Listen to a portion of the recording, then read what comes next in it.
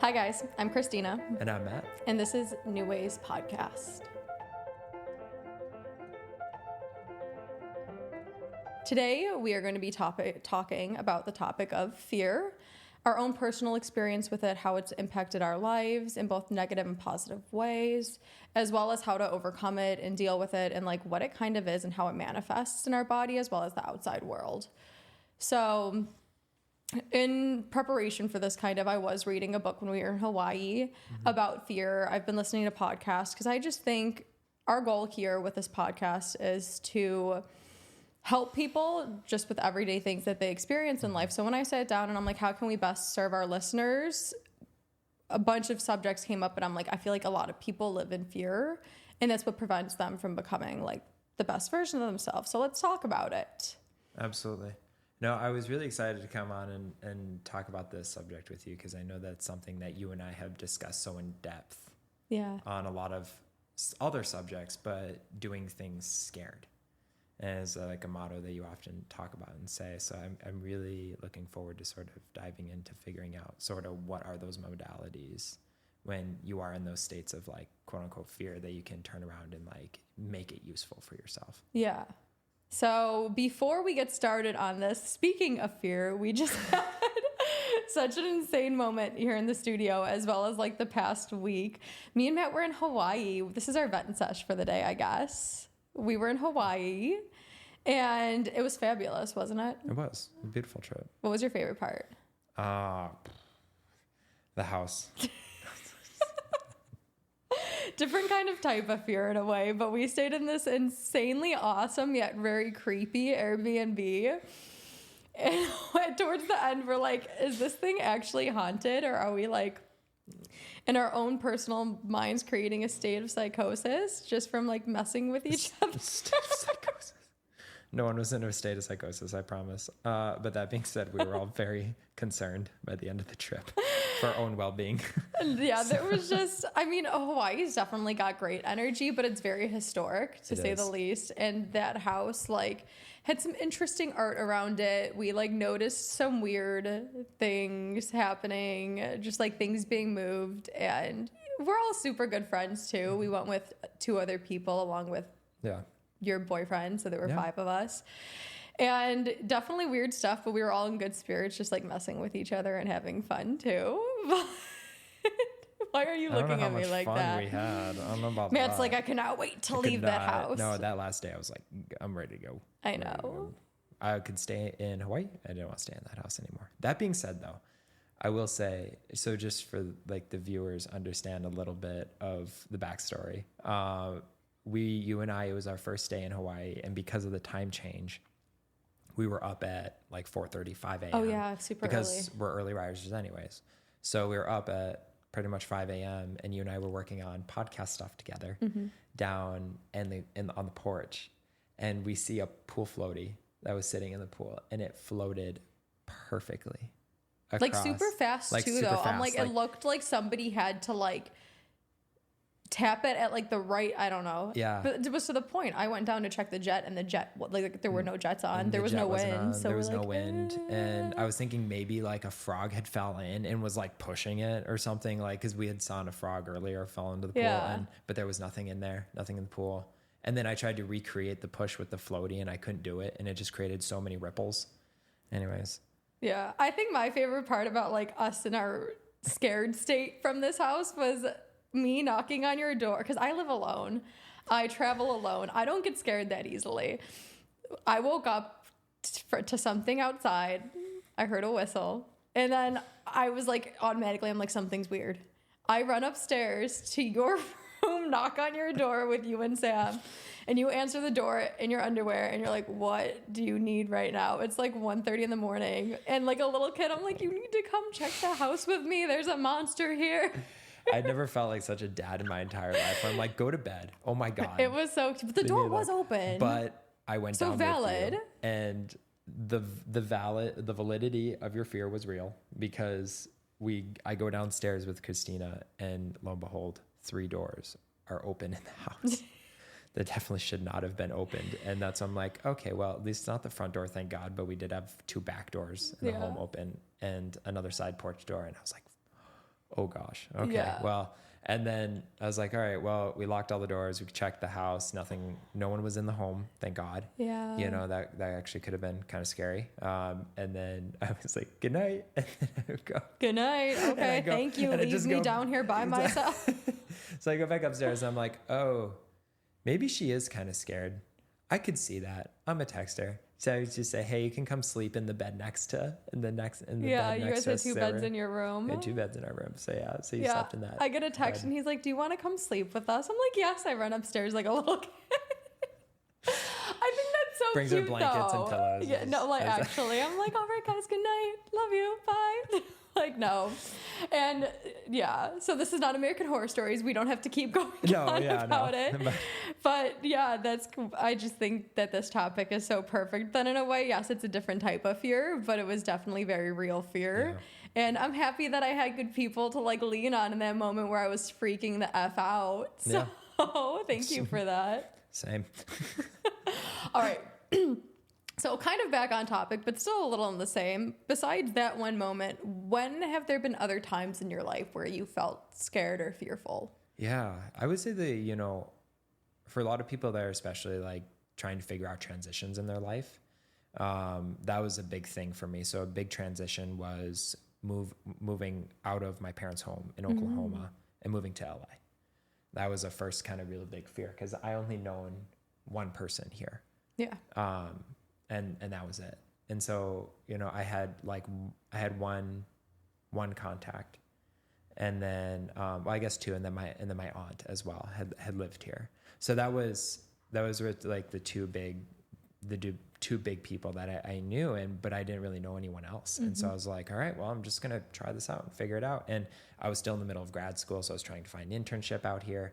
I was, trying to figure out where I was going to live, how I was literally going to survive, where I was going to have to work, if I could be able to sustain myself through some of the savings that I had, or, if I was able to like figure it out. And I think that was hands down one of like the hardest transitions to do, was just those moments when you realize you're like, I'm on my own, and those feelings are very real. And that fear is very valid, and it's very motivating, because you either can fall down and not get back up, or you can fall down and get back up. And I really had to be in that moment and being like, okay, like you're either going to fight your way through this and you're going to make it out the other side and you're going to be successful out here and you're going to make it work, or you're going to fold in 6 months to a year and you realize that this isn't for you. Yeah. So I didn't want to fold. And I think that was my biggest thing. So that sort of fear and drive kept pushing me forward. Yeah. I didn't want to go home.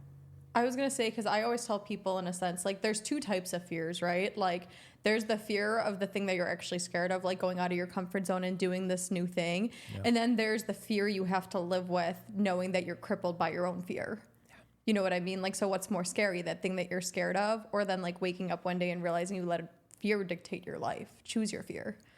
And I love how, once again, though, like that's a great moment where you're like, I decided to step up to the plate and have faith in myself, faith over fear, and take that jump in order to progress in the world, even though it's scary, even though I'm worried, like, what if I fail, right? Like, what if it doesn't turn out how I want to? There's always the what ifs, but it's like, you can't bargain with it. It's either you do the thing or you don't. Mm-hmm. So if you don't mind too, can you kind of like talk me through thoughts that were going through your head in the beginning, and then finally when you were just like, I'm doing it, Yeah, I think that for me, the beginning thoughts of even before moving to LA, were just like, you're going to have to kind of figure it out. And I think the biggest thing at the end of the day was I did not want to allow myself to fail. So which one do you think was a bigger fear? Fear of the unknown or fear of failure? Fear of failure. Okay. For me.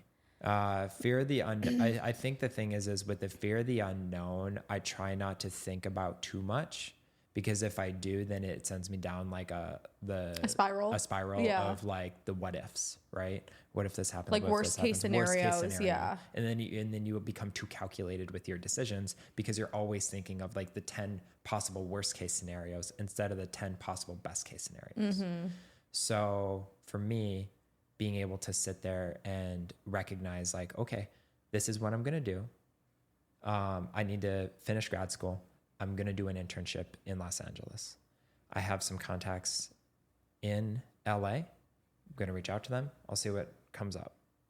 If nothing comes of it, sounds good. I'll figure it out. Yeah. And I think that was the thing where I just told myself I will figure it out. And even if it was borderline delusional, where any sane person would have been like, you don't have it figured out. See, but that's the thing though. And like, these are all things that I can't wait to dive deeper into, because like any sane person was like, oh no, but like, you don't need to be hanging around with people anyways who are like, think of it this negative way, think of how it's not going to work out. There are people out there, as we've realized, that are going to be like, no, you're right. You do have faith in yourself. You have the confidence and the drive. Go do it. Because that's how you learn. Like, yes, I say it all the time. I'm like, I'd rather be a little delusional because I like it over here versus like where you're living. You know what I mean? I'm like, chances are a lot of times, like you said, you weighed the pros versus the cons. You thought positively versus negatively. It is statistically proven that a lot of times we focus on worst case scenarios and they don't happen a majority of the time statistically. Like usually the worst case scenario you can think of never happens.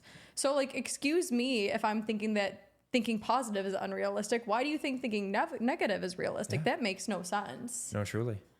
So I love how the process you kind of took yourself through, because that was like insanely healthy and a great way to do it. Like, bet on yourself, have confidence, do this thing that scares you, because that's what makes doing all these other things and growth easier then.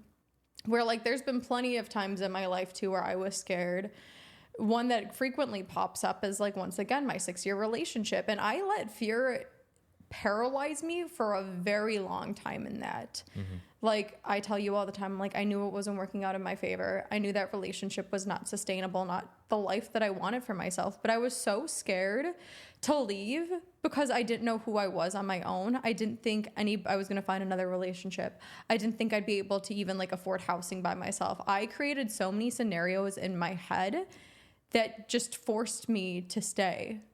It wasn't empowering. Like I literally let fear paralyze me for so long. And then when you finally do that, like get that strength to leave and you take a deep breath and you're on the other side of it, you're like, holy shit, that wasn't actually that bad at all. You know what I mean? Like it's all the voice in our head that paralyzes it so frequently.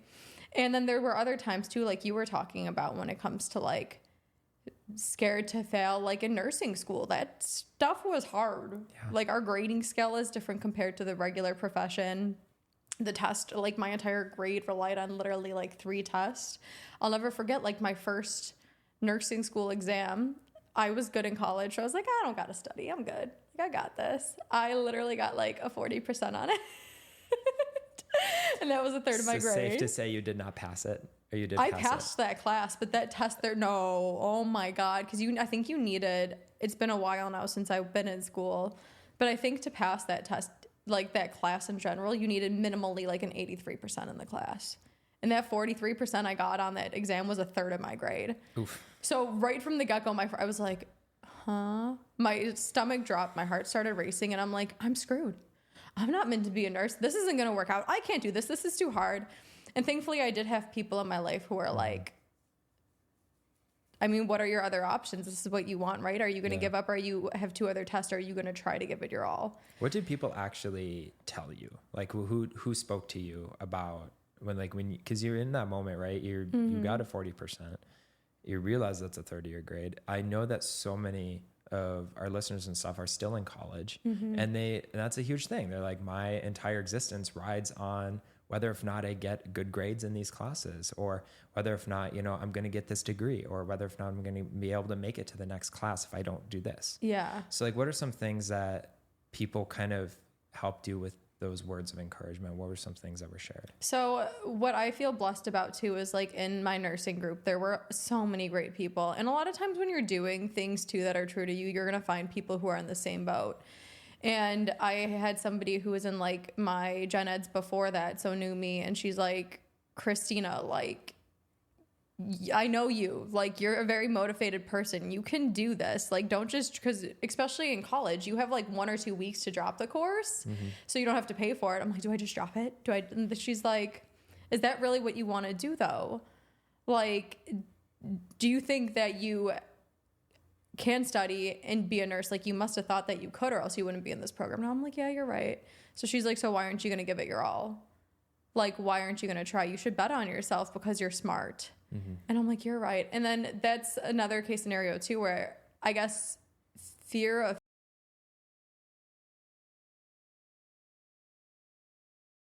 I'm not giving up on myself that easily. I'm not failing in this. Are you kidding me? Yeah. So I think that helps me a lot, is like having a good support system and like knowing that I actually am able to do it. That's why I'm so big on like positive, encouraging thoughts, is because when you come from an area of power versus like weakness, it usually pushes you to go forward. And I think also a big one was realizing that like there were other people in the class who didn't do that well either. And like they were scared too, but they're still pushing forward. Like, fear is not just specific to one person. Yes, the situation might be, but everybody experiences it. Like, you're not alone. Like, this debilitating thing that you're feeling doesn't have to dictate your life, because other people have had the same feeling in a sense and have pushed through it too and came out stronger on the other side. Let me ask you this. I feel like a lot of people like to bargain with fear. How do you think people can get out of the bargaining stage and actually start working towards something that's good for them? Because like there is never a right time. I hear this so many times. Everyone's like, when I feel better, when the economy's in a better state, when the world gets better. And it's like, there's no waiting for, you get better by doing the things. No, that is, wow. Okay. Yeah, no. I immediately, because I think about back to only my personal experience when I was working in residential as an associate therapist, and then I left to go start my own behavioral health, company. And I remember telling you, like, my first week of January or my second week of January when I left that company, I literally had a panic attack, because I was like, I have no clients lined up. I have no one. I don't know what I'm going to do, like how I'm going to support myself. Oh my God. Yeah. But through the process of elimination, recognizing the root of that fear and where it comes from. For me, it came from not having clients, or the fear came from not having the same success that I did in residential. I was like, okay, so that's where that fear comes from. How am I conquering that? Yeah. So that came to a new point of, okay, I'm going to advocate for myself. I'm going to build a website. I'm going to build my brand. I'm going to start doing the thing. You start doing the things that build you. So that was what sort of motivated me to start that process, and in return ended up building out clients because of that base. So that was a huge first step. I also tell people oftentimes, when you were asking earlier, like, when is the right time? There is no right time. Yeah. You just got to do it. You really have to. If you're going to wait for other people or other situations, you're going to be waiting a very long time. Yes. Completely. You will. I say it all the time in regards to like my traveling and stuff like that. Everyone's like, why do you travel alone? I'm like, because if I wait for other people to do things that I want to do, it very well might never happen. Yep. So I love that. And I can even name a specific time too, where I had like a client who comes to me and she's like, I want to find out what's wrong. Like, I don't have a lot of energy. I really want to get into more shape. We analyze her habits or whatnot. And I'm like, okay, I think this is like what you need to do to go forward. Like, start taking better care of yourself, start getting enough sleep, like listening to your body, and also like working out. And she's like, I just don't have enough energy to do any of that stuff right now. And I'm like, well, how do you expect to get that energy? It's by doing the thing. Nothing actually changes unless you change. And I think that's what people have to realize, is like, there's never a magical moment. The magical moment is now, and it's what you make of that moment. Yeah. It's not just going to poof one day and be like, here, it's time. Yeah. Like, if you have that thought right now, a lot of times that means it's the time. Yeah. So you might as well follow it. I'm a huge and this is, again, this probably will create a little controversy, but honestly, I'm a firm believer in just getting up and doing the work. Ooh, yeah. I think that that's something that a lot of people just, like, oftentimes when stuff gets too hard, people just kind of want to quit. Completely. Or like just let it go and be like, oh, because it's easier to do that. But Absolutely. Once again, it's like, it's easier right now in the moment. But what's hard is waking up a year later and realizing you've made no change or growth. And you're like, actually and this might be an unpopular opinion as well, but like, you know how I say, I kind of believe that everything that's happening in your life is because of yourself. Like, we are in control of our destinies. We're in control of how we show up for ourselves. And a tool that I use a lot too is I'm like, do something every single day that makes you feel uncomfortable or scared. It doesn't have to be anything big, But by doing that, it gets you used to the feeling of like things being hard. And then eventually they don't become hard anymore. Every day we wake up with an option. We can either press snooze, stay in bed, wake up a little late, and then be like, oh, today's going to suck. I have to do this, this, and this. Or we can wake up on time, turn on some music, dance around our room, and just decide it's going to be a good day. Which day do you think is going to have a better outcome? Yep. Like every single day we have the choice to show up for ourselves. And I think that's a huge realization, is when you finally realize that like everything that is in your life is kind of a product of what you've created in a way. That's a big responsibility people start having to accept and hold themselves to. Yeah. I think it's such a massive thing that you spoke on. Also, I immediately just thought of a joke in my head when you What's said the joke? that. No, I was just like, go skydiving twice a week. You know, it's just like you have to like get the adrenaline pumping in some way, like get yourself motivated. And even if it's not, say, like thrill seeking, even if it's just spending time with yourself and going on that hike, or if you, like, some people have an honest fear of just sitting with their own thoughts. So I feel like a lot of people have that fear, though, because they're like, when I sit with myself, I actually have to acknowledge the voice in my head and that it's not serving me or what's going wrong in my life or what's going good. Like, oh crap. Yes. People avoid themselves a lot. Absolutely. And that's a huge thing that I would love to like dive in and discuss too, if not on this episode, another one where it's just like how to conquer that self fear. Yeah. Because I think that's such a huge thing that people just do not talk about enough. I think a lot of times when it comes to conquering self-fear, though, is like, once again, it is showing up for yourself, holding yourself accountable, and realizing the habits that you're doing every single day that aren't serving you and how you can make that difference. Fear gets easier with confidence in yourself. Like you were saying about moving here, it's like, I knew I was going to make it work. And how do you get confidence? By staying consistent with those little things every single day, by doing the things that scare you every day. Yep. That's why it's like, if you start small, just realizing like, I can overcome this tiny little fear. Say it's like, because there are so many different fears. Like, people are scared a lot of times of like, they have money, but they don't want to spend it. Like, go spend a little bit of money on yourself that you normally wouldn't. Get out of that comfort zone. Like, a lot of people are scared to talk to a stranger on the street. Just say hi to somebody passing that day and see what it does. Because from you doing that, you're like, oh, I can actually do this and I'm okay. And then it brings you to the next level. Then like, oh, I can spend more money on this little thing. I can actually maybe create this business and spend money on it. Because like, it didn't make or break me right now. I talked to that stranger on the street. Maybe I can now talk to like, have a conversation with somebody random, or like talk to a group, and next thing you know, you're on stage talking to people. Yeah. It's with consistency comes confidence. And when you have confidence in yourself, the fear does not seem as scary anymore. I love that. Yeah. No, it's so important. Oh my God, to the end of. So what other ways do you think, besides like little consistent things, do you think people can do to get rid of like the fear? I mean, one thing that I say a lot too is like, transform the fear into something else. Transform the fear either like into faith, which means like, I got me, or this higher power has me. Or you want to know what's funny is a lot of times fear has the same physical manifestation as like excitement. Yeah. You know what I mean? Because a lot of times when you're trying to do something that's scary, it's something you want to do too. So like your heart starts racing and you start to get like jittery and like your mind's racing a little bit. But if you start actually just telling your body, I'm excited, I'm excited, I'm excited, you can kind of trick yourself into not being scared and being like, I'm doing this because I want to. Yeah. Instead of like, oh shit, I'm freaking out. Yeah, no, absolutely. I will say on the flip side of that one, where you kind of go in and you really sort of like kind of get yourself in that mindset of, okay, like I'm scared, but I'm also excited I can do this. Mm-hmm. There's also the side of it too, that's I'm scared and I have these real concerns. I'm going to validate them. Yeah. And like, that's such an important thing too, because oftentimes in the world of therapy, I will tell people, I'll be like, listen, those fears are valid. The things you're going through are completely valid. Mm-hmm. Those thoughts of like the 10 worst case scenarios, those are valid. But let's find the coping mechanisms. Let's find the healthy strategies to be able to regulate those feelings when you do feel those moments of downward spiraling into that fear.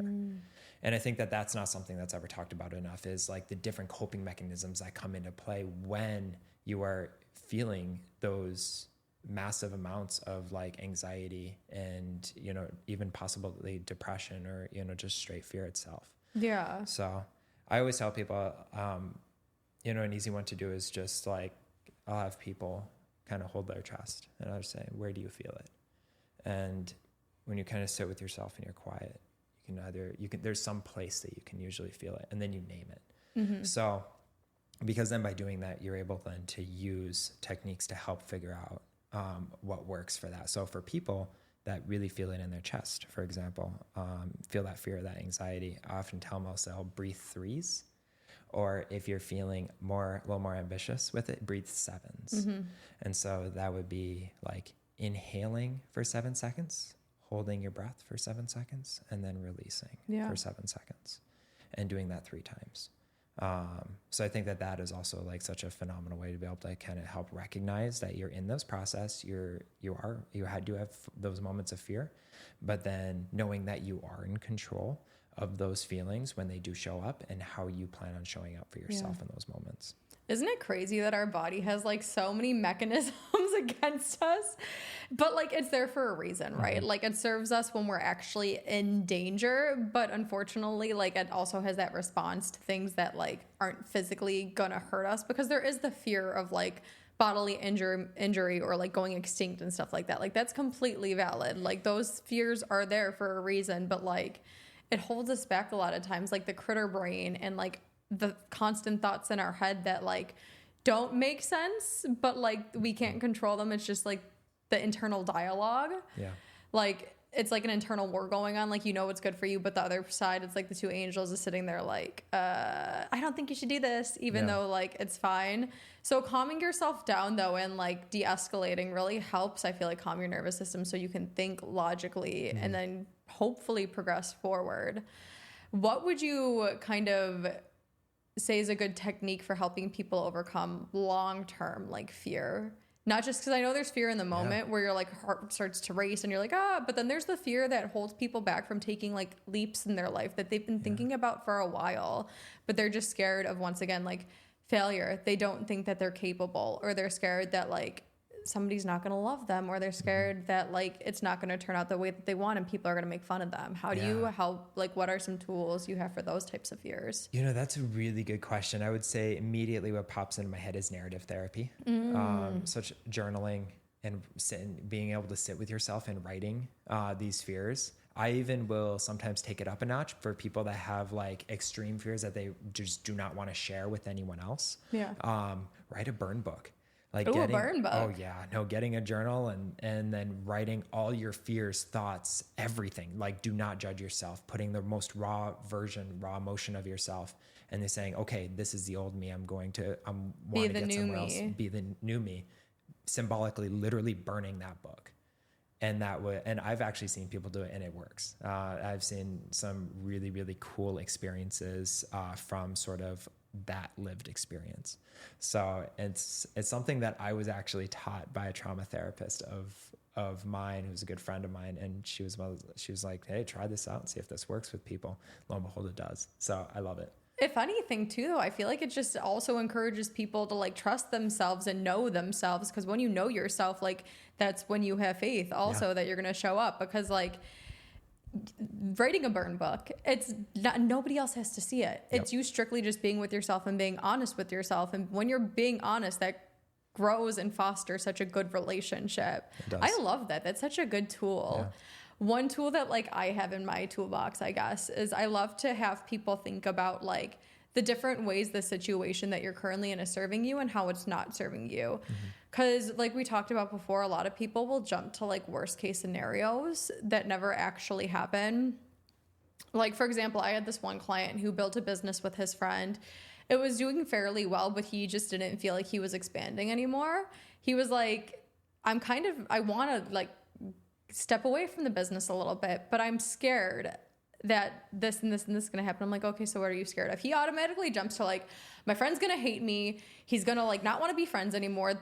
I leave and the business is going to crumble. And I'm like, okay, calm down. Then we think, I'm like, how long has it been going? How good of a relationship do you have with your friend? We realize how good everything is actually going for him. And I'm like, okay, right now, what is this staying in this business not doing for you? And he's like, I feel like it's hindering my emotional and my, like other types of growth, like in different business endeavors I want to go on. I feel like this takes so much of my time. I can't do it anymore. He's like, it's exhausting. We've built it. I'm okay. And then he went on to say too that I'm like, so what is this business giving to you right now? And he's like, oh, I realize that the business right now gives me a sense of belonging.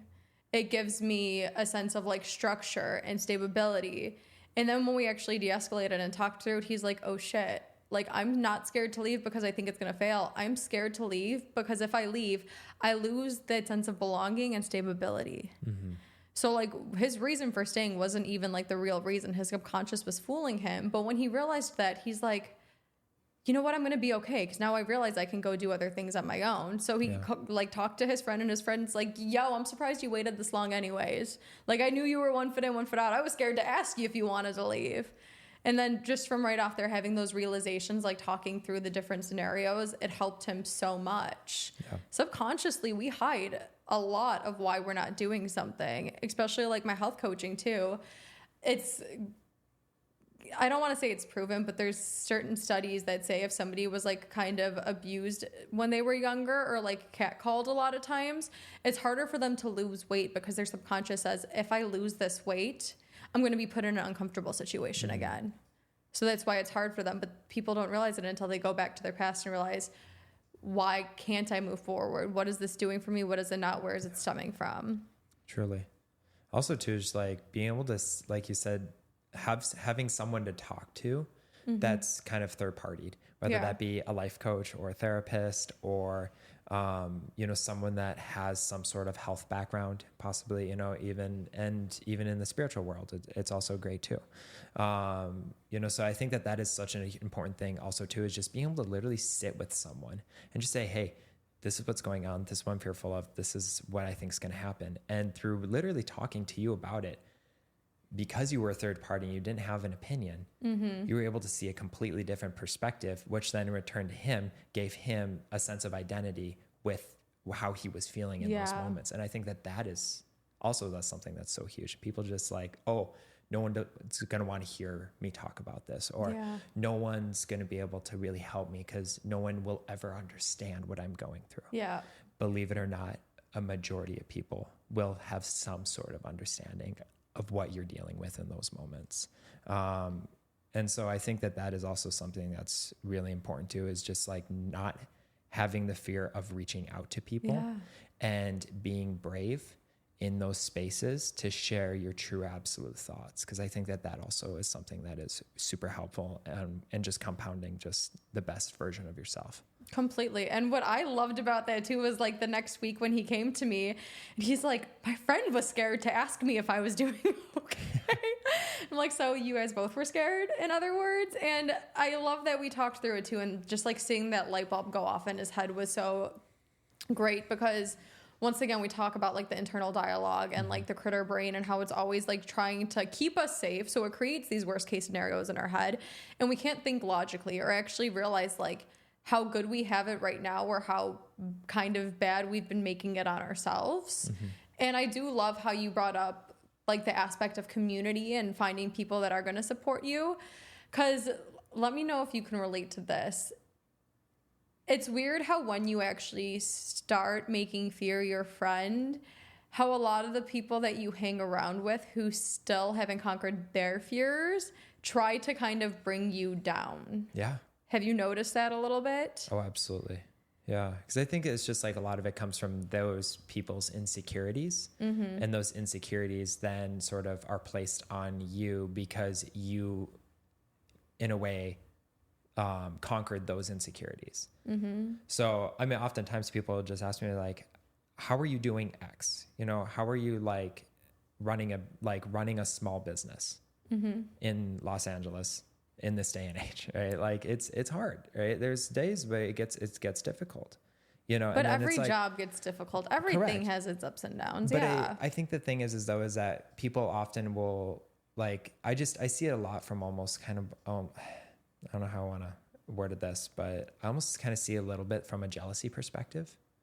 And I think that is something also too, is that where I have people that just sort of like really sort of base those insecurities and throw them on you and say, well, you fixed yours, so now fix mine in a way. I deal with that a lot. That's kind of like a weird one. I see that completely, because it's unfortunately like people do want a lot in their life. And I feel like when they aren't holding themselves accountable, like it's easier to blame other people for like their own suffering, or say that like they haven't had an extra like boost, or like they're just different. It's easy. I noticed one thing that I had with a lot of my clients is because when you start to get confidence in yourself and start overcoming your fears, you walk differently, you talk differently, you are like radiate differently. So a lot of times they're like, when we talk about things, their friends she'll go home and be like, I overcame my fear of talking in front of the group today, right? Like it was great. I felt so empowered. And then she's like, well, the next time I left the house though, my significant other was like, well, don't mess up today, blah, blah, blah, blah. And when we talked through it though, we realized that like her significant other was actually scared of losing her now that she's gaining more of this independence. Because before she was always around, before she always like asked for help, and now she doesn't feel the need to do so. Yeah. And I know that's scary because then automatically people are like, oh, they're not supporting me on my journey. Like I need to let them go. And if anything, I just encourage people to kind of talk about it and be like, why are you saying negative things? Like that really hurts me. And also if you realize it though, that like maybe they're scared because you're becoming this new version of themselves, see what happens if you just give them a little bit more reassurance. Like I'm not going anywhere. This blessing in my life is also a blessing in your life. Because I feel like open communication can conquer a lot. And then once again, there also comes a point though where it's like, now I even find it hard to be around people who speak negatively about themselves or other people. Because I'm like, I don't want to hear it. Yeah. But that's a price that you pay sometimes also to just like excel in the world and be the best version of yourself and a little bit happier. Like I want to be happier. I don't want to be down there.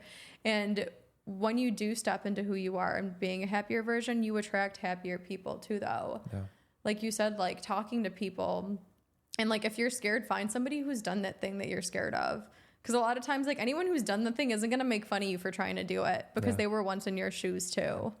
So like those people then will build you up and then probably become your friends too, you would hope. So like moving's a good thing. It is. Do you think that, because we talk about building confidence and making things easier, do you think fear ever actually goes away? No, I think it's definitely, if you look at it from like a psychological perspective, it truly, it's like fear is a part of like human DNA. Yeah. In a way, you know. No, it's a defense mechanism. Right? It's a defense mechanism, right? So I don't think like the true ideology of fear, it will ever go. But that being said, I think how we learn to manage fear can always be changed. And so we can always recognize that it can be a part of us, but it doesn't need to be us.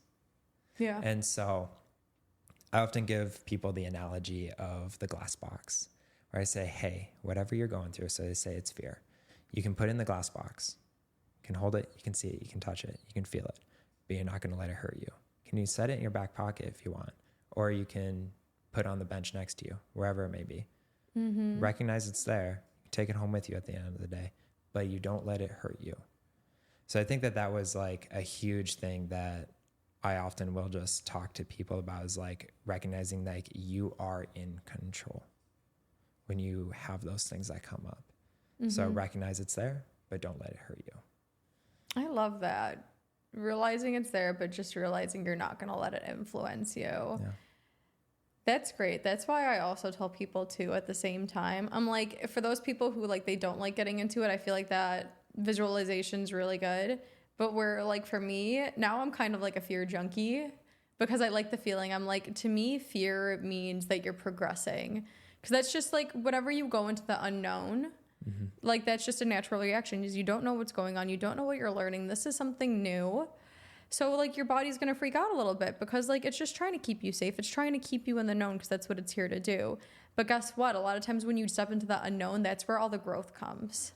And that's why I'm like, I like that little, like, my heart skips a beat now. Like, I've made fear my friend because I'm like, I know that's pointing me in the right direction now. I'm like, I'm excited. I know this is making me grow.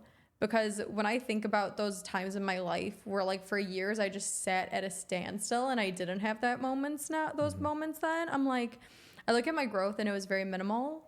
And I look at my excitement for life and things like that, and I'm like, nothing is really in a way like set my heart on fire like that.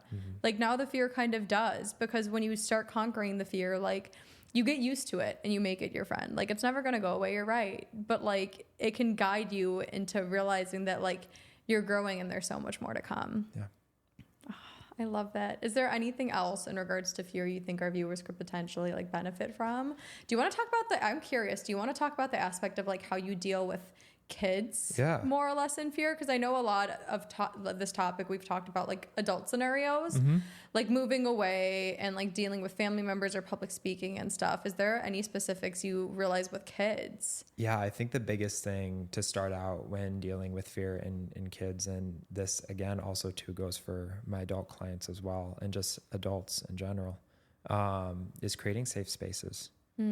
Creating safe environments, literally just being able to sit and then process what you're feeling and finding forms of expression that we can use to help sort of regulate those things. So for example, the burn book. It's a great way. And for adults, I don't think that's a great one for kids, but for adults, it's a great thing to do. Right. But for my kiddos, it's great to sit with a blank notepad, and be able to maybe write 1 or 2 sentences about what that fear means to them. Or maybe it's actually sitting with a blank canvas and it's a pack of Crayola markers and you're sitting there and you scribble out, all the colors that are associated with those feelings of fear. So if anything, I kind of get from that is you're using a tool that's really comfortable for them to get them to step into the uncomfortableness. Absolutely. I love that because it's kind of like you're like, here's something it's going to calm you down to get that confidence to step into this new thing. Truly. And then through that, we're able to create coping mechanisms. Yeah. And then through that, we're empowering. And then through the empowerment, we're creating a baseline, right? Which is like the confidence portion. And that's where it just sits down and be like, okay, I'm not fearful of this anymore. Yeah. And it could be as simple as like being like fearful of just like public, just like I have people who really struggle with people different than my mom and my dad. Right. Yeah. Just so strangers. Right. And it could also be as easy as like fear of the dark. Right. So like, it's just like the different complexities are kind of based on like what that person is perceiving in those moments, but recognizing that at the end of the day, oftentimes those strategies all work the same way. Yeah. So I kind of just want to ask one more question in regards to that then, I guess. And I feel like this is a basic question in ways, but would you encourage parents to let their kids do scary things? Things that scare them? Because I know a lot of times too, like we've seen it where kids will run up to their parents being like, I'm scared. I don't know if I can do this. And a lot of times the parents are like, no, it's okay. You're fine. You don't have to. What do you think is a good way to address that? Like, do you encourage parents to be like, no, go ahead and do it, like push through that fear? Or do you encourage them to be like, oh no, and like console a little bit? I would say it depends on what the situation hands down.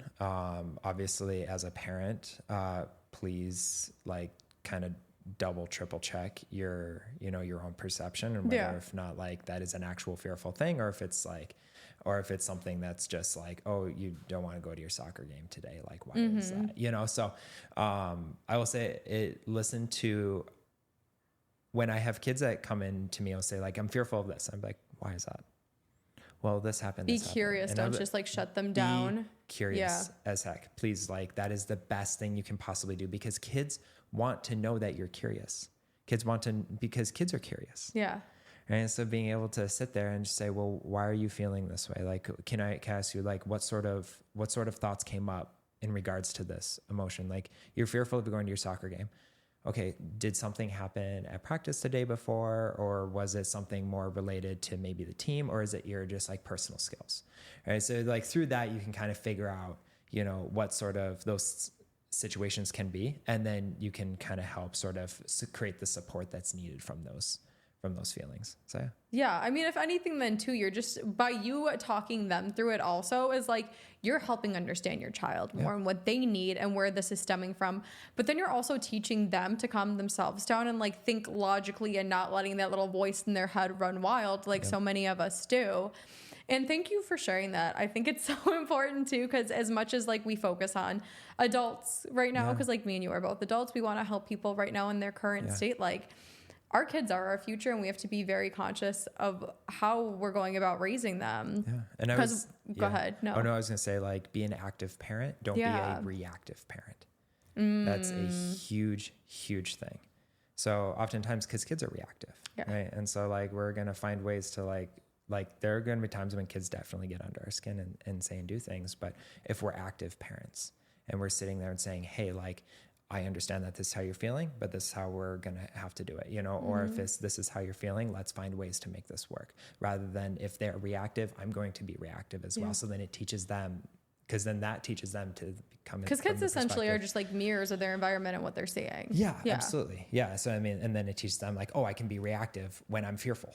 Yeah. And we shouldn't be reactive, right? We got to learn to find ways to just create like those active, you know, processes. Yeah. So. I love that, because like just ending on this note is kind of, I just went through our entire podcast of how we talked about like how to use like positive thinking, how to self-regulate yourself. And like, I can just envision people doing this in their own lives. And then it just, once again, it's a chain reaction where when you do the work on yourself, then you can help other people do it. And it then goes into further generations to help people in the future. Yeah. So I love that.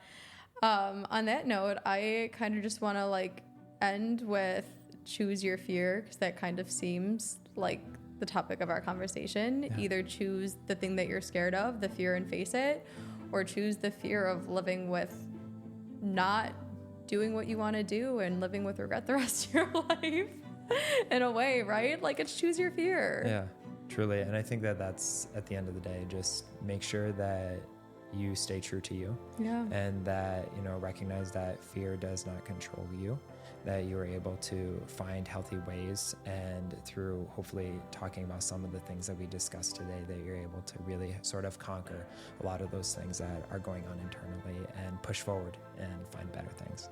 Yeah, definitely. Well, thank you so much for this amazing conversation. Yeah, absolutely.